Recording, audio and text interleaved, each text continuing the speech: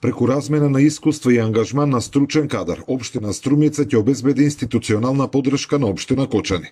За таа цел градоначалникот на Струмица и вршителот на должноста градоначалник на Кочани Венко Крстевски подпишаа меморандум за соработка, кој во наредниот период треба да прерасне во официјален договор за меѓуопштинска соработка. Ќе имаме логистичка помош, ќе имаме насоки од страна на општина Струмица во делот на нивното позитивно искуство и се надевам дека истото тоа ќе го применеме во Кочани и ќе успееме да постигнеме резултати кои што ќе бидат во интерес на народот.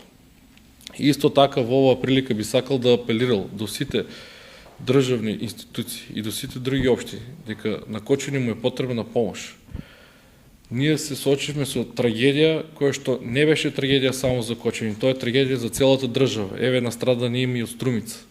Не смееме да дозволиме после ваквата трагедија да останеме со истите навики и истата политичка култура. Како што беше најавено, соработката ќе опфати повеќе сектори, особено во делот на инспекцијските служби и урбанизмот. Имавме состаноци со секторот за инспекцијски служби, каде што раководителот елаборираше за плановите и динамиката во рамки на општина Струмица и можноста да асистираме и споделиме искуство и знаење и со секторот за инспекцијски служби во Кочани.